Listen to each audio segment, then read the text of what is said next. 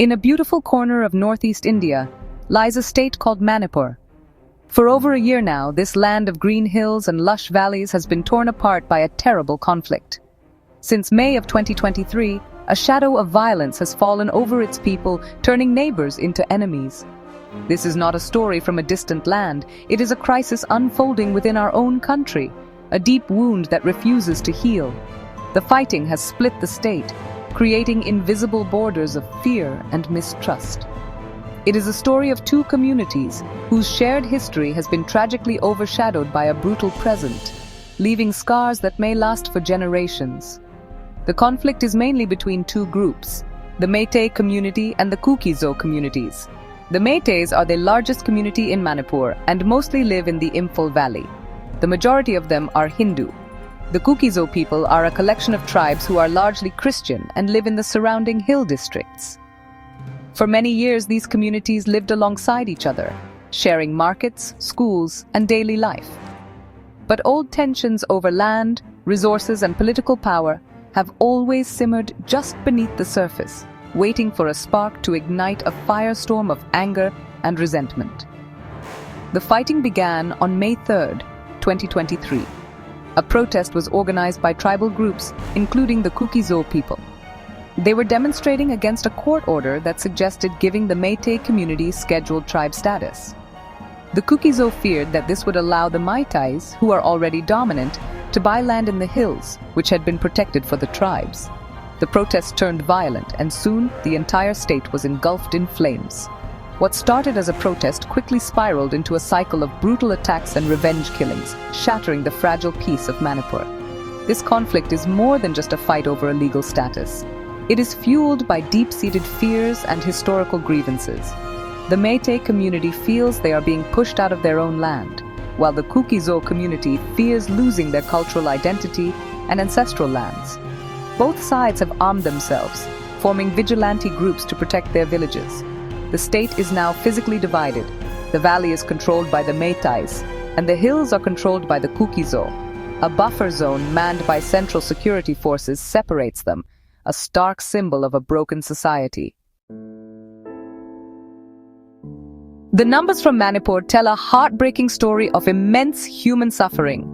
Since the violence erupted, official reports from early 2025 confirmed that over 260 people have lost their lives. But many believe the real number is much higher, as some deaths go unrecorded in the chaos. These are not just statistics, they are fathers, mothers, sons, and daughters whose futures were stolen. Every life lost adds another layer of grief and anger, making it harder for the communities to find a way back to peace. The violence has been merciless, leaving a trail of death and destruction across the state. Beyond the deaths, the conflict has created a massive humanitarian crisis. More than 60,000 people have been forced to flee their homes, becoming refugees in their own land. They now live in crowded relief camps, often in schools or community halls, with little to their name. These camps are struggling to provide for everyone. There is often not enough food, clean water, or medicine. For the thousands of displaced Meitei and Kuki-Zo families, life has become a daily struggle for survival, their homes and memories reduced to ashes, and their future uncertain. The destruction of property has been widespread and systematic. Entire villages have been burned to the ground. By June 2023, just a month into the conflict, it was reported that more than 1,700 buildings, including homes and places of worship, had been destroyed. Churches in the valley were targeted, while temples in the hills faced similar fates. This was not just random violence, it was a deliberate attempt to erase the presence of the other community, to wipe out their homes, their sacred spaces, and their heritage. The landscape of Manipur is now dotted with the skeletons of burned-out houses. For the children of Manipur, the conflict has stolen their childhood. Schools have been either destroyed or turned into relief camps, disrupting education for thousands. Children have witnessed horrific violence that no young person should ever see. They have lost family members, friends, and their sense of security. The psychological trauma they carry will be a silent, lasting wound of this conflict. They are growing up surrounded by fear and hatred, and the challenge will be to teach them a language of peace when all they have known is war.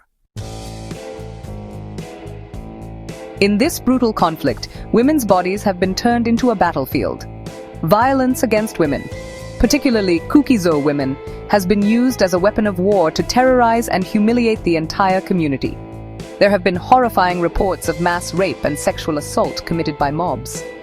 These are not isolated incidents, but part of a disturbing pattern designed to inflict maximum pain and shame. The survivors are left with deep physical and emotional scars, while their communities are left feeling violated and dishonored, fueling the cycle of hatred and revenge. One particularly horrific incident shocked the entire nation and the world. In May 2023, a video surfaced showing two Kuki-Zo women being paraded naked by a Meitei mob. They were beaten, publicly shamed, and then sexually assaulted. The video went viral months later, revealing the sheer brutality of the violence. What made it even more shocking was the alleged inaction of the state police, who were reportedly present but did nothing to stop the mob. This incident became a symbol of the complete collapse of law and order and the specific targeting of women in the conflict. The response from the government and law enforcement has been heavily criticized as slow and inadequate. For many victims, justice seems like a distant dream. The state police force, itself divided along ethnic lines, has been accused of being biased and in some cases complicit in the violence against the Kuki-Zo community. The Supreme Court of India had to step in, noting an absolute breakdown of law and order. Trust in the state machinery has eroded completely, leaving vulnerable people with nowhere to turn for protection against the armed mobs roaming their villages. Despite the immense danger, brave women have been speaking out, demanding justice for themselves and their communities.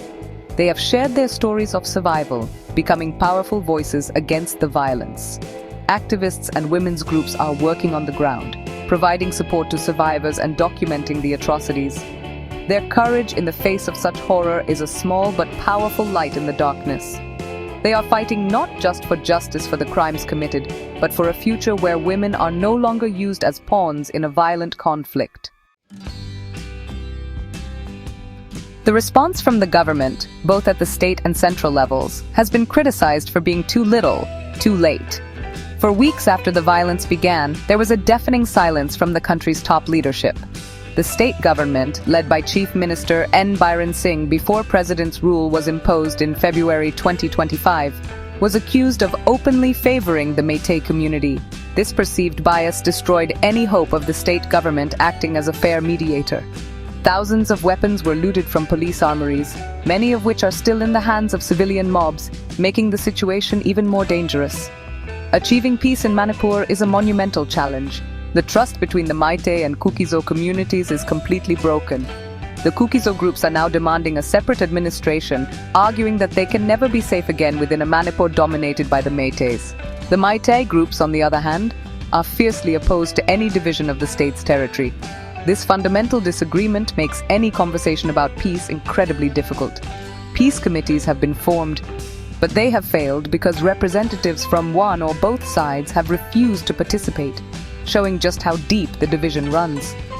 For peace to even have a chance, the first step must be to ensure justice and accountability.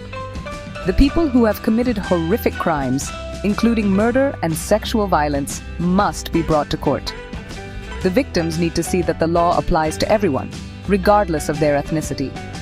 Healing cannot begin when there is impunity for violence. It is also crucial to provide immediate and fair humanitarian aid to all the displaced people, whether they are in the hills or the valley. They need food, shelter, healthcare, and support to rebuild their shattered lives. The future of Manipur depends on its people, especially its youth. They are the ones who will inherit this broken land. The path forward requires brave leaders from both communities to step up and call for an end to the violence. It requires a national conversation about the grievances that led to this conflict. Most importantly, it requires empathy, the ability to see the pain of the other side. The road to peace will be long and difficult, but it must be walked. For the sake of every life lost and every child's future, Manipur must find a way to heal.